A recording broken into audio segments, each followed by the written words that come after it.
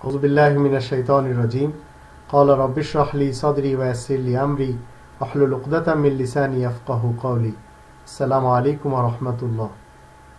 মানব রচিত হাদিস মেনেই মুসলমানেরা তিনটি পার্টিতে বিভক্ত হয়েছে। তিনটে পার্টিতে তারা বিভক্ত হয়ে গেছে। কেউ সুন্নি হয়েছে, কেউ শিয়া হয়েছে, কেউ সালাফি হয়েছে।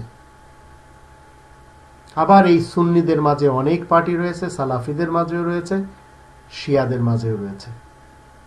কোরআন তো আমাদেরকে শিক্ষা দেয় 28 নম্বর সূরা আল কসাসের 85 নম্বর আয়াতে, ইন্নাল্লাযী ফারাদা আলাইকাল কোরআন, নিশ্চয় তিনি তোমার উপরে আল কোরআনকে ফরজ করেছেন। আর মানুষের মধ্যে এক শ্রেণীর মানুষ রয়েছে যারা এই পৃথিবীতে মানব রচিত হাদিস বেচা কেনা করে বেড়ায়। তো আল্লাহ বলছেন, আমি তাদেরকে পুরানো আযাব দিব, যন্ত্রণাদায়ক আযাব তাদেরকে আমি দিব। 31 নম্বর সূরা লোকমানের 6 নম্বর আয়াতে আল্লাহ তাআলা বলে দিয়েছেন। আর 45 নম্বর সূরা আল জাসিয়া এর 6 নম্বর আয়াতে আল্লাহ নিষেধ করেছেন কোরআন ব্যতীত অন্য কোনো হাদিস মানা যাবে না। শতাব্দীর পর শতাব্দী, হাজার হাজার বছরের ব্যবধান, এই ব্যবধানে মানব সম্প্রদায় নিজস্ব খেয়াল খুশি অনুমান ভিত্তিক মতবাদের পথে চলতে গিয়ে তারা বিভিন্ন ধরনের ক্ষতি, এই ক্ষতির যে খেসারতের মধ্যে পতিত হয়েছে, ধ্বংস হয়েছে মানবতা, লুণ্ঠিত হয়েছে মানব প্রেম, খর্ব হয়েছে মানুষের অধিকার। ভূপৃষ্ঠের এই মানব সম্প্রদায় বারবার অন্ধকারে ডুবে গেছে। তখনই আসছে আল্লাহ তাআলার পক্ষ থেকে নবী রাসূলগণ এই আয়াতের পয়গাম নিয়ে, কারণ তাদের অন্ধকার মতবাদ থেকে আলোর মতবাদে আনার জন্য। তাই 14 নম্বর সূরা ইব্রাহিমের প্রথম আয়াতে তা বলে দিয়েছেন আল্লাহ রাব্বুল আলামিন। আস্তে আস্তে যারা নবী রাসূলদের কথা শুনেছে তারা নিজেদের জীবনকে আলোয় আলোকিত করেছে, আর যারা শোনেনি তারা নিজেদের জীবন পরিবর্তন করতে পারেনি। কোরআনের ভিতরে ওহীর যে মৌলিকত্ব রয়েছে, সেই মৌলিকত্বকে সব সময় মানুষ মেনে চলেছে। যারা চলেনি তারা ভেসে গেছে মৌলবী এবং মুল্লার এই তন্ত্র মন্ত্র আর ইজেম আর রব্বি আর মুরব্বীদের জালে। মন গড়া পৃথক ধর্মীয় মতবাদ নিজেদের হাতের ধারা তারা লিখেছে এবং সেগুলি প্রচার করতে যে নিজ নিজ গদিকে চমকিয়েছে। রাসূলের নামে তারা মন গড়া হাদিস, রিওয়ায়াত এগুলি তৈরি করেছে। ফিকা এবং ফাজাইল, মাসাইল এবং ফয়জান তৈরি করে নিয়েছে। আর ভক্তদেরকে শিক্ষা দিয়েছে ঘৃণা এবং হিংসা। যারা মানবে না তাদের জন্য তারা সবসময় হিংসা করেছে, ঘৃণা করেছে তাদেরকে। এই পৃথিবীতে কোনো লেখক, মুহাদ্দিস হোক অথবা মুফাসসির,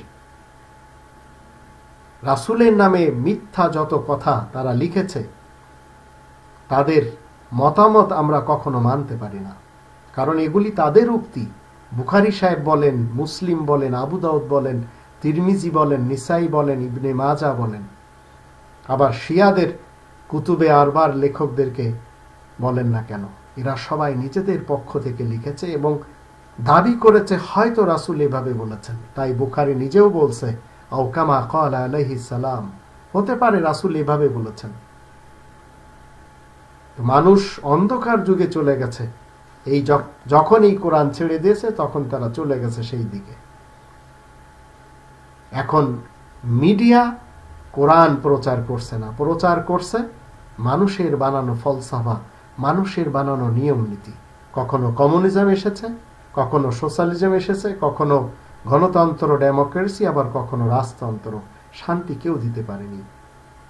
একটি গ্রন্থ শান্তি দেওয়ার জন্য এসেছে, সেই গ্রন্থ কিছু উসুল দেয়, সেই উসুল মানলেই আপনি আমি শান্তি পেতে পারি।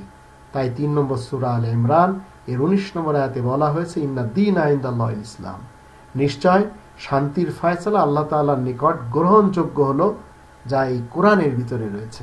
দ্বীন, ফয়সালা, ইসলাম, শান্তি। হাদিস মেনে কখনো কেউ শান্তি পায়নি। মুসলমানেরা 3 ভাগে বিভক্ত হয়ে গেছে। এদেরই দলাদলির কারণে আজ বাংলাদেশে কেউ শান্তিতে নেই। কেউ এদের আহলে হাদিস সালাফি, কেউ আহলে সুন্নাত হানাফি, কেউ আহলে তাশাইয়ু শিয়া। আবার এদের ছোট ছোট আবার ট্রাইবস রয়েছে, কেউ আবার কাদিয়ানি হয়েছে, বাহাই হয়েছে, আগাখানি হয়েছে, রাফিজি হয়েছে, বুহেরি হয়েছে, দাউদি হয়েছে, কেউ শাফি, মালিকি, হাম্বলি, মাতুরিদি হয়েছে। এইভাবে কেউ দেওবন্দি হয়েছে, কেউ বেরেলভি, কেউ তাবলিগি জামাত, কেউ জামাত ইসলামী। আবার অনেকে বাতিনিজামকে মানতে চেয়ে কেউ হয়েছে কাদরি, কেউ চিশতি, কেউ নকশাবন্দি, কেউ সরওয়ার্দি। আরো কত কিছু আপনি আমি দেখতে পাচ্ছি। এগুলির মূলত মানব রচিত গ্রন্থ।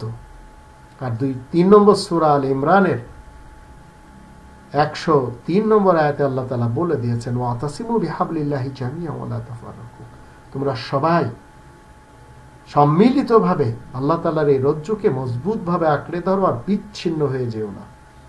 মুসলমানেরা এইসব রিওয়ায়াত, এইসব ফাজাইল ফয়জান এইগুলি মেনে এই বিভক্তের ভিতর দিয়ে জীবন কাটাচ্ছে। আর এক পার্টি আর এক পার্টিকে দেখতেই রাজি না, তাদের কথা শুনতেই রাজি না। যারা জাকির নায়েক ভক্ত তারা তরিকত ফেডারেশনের কাউকে পছন্দই করে না। যারা হেফাজতে ইসলামের ভক্ত তারা আটরশিকে পছন্দই করে না, দেওয়ানবাগ সাইদাবাদকে পছন্দই করে না, আবার এরাও ওদেরকে পছন্দ করে না। ঠিক এইভাবে চলছে বাংলাদেশ। আল্লাহ আমাদের সবাইকে কোরআনের পক্ষ থেকে যে আল্লাহ বলছেন যে ইন্নাল্লাযী ফারাদা আলাইকাল কোরআন, এই কোরআন তোমার উপরে ফরজ করা হয়েছে, সেই কোরআনকে ফরজ জেনে মেনে জীবন কাটানোর তৌফিক দান করুন।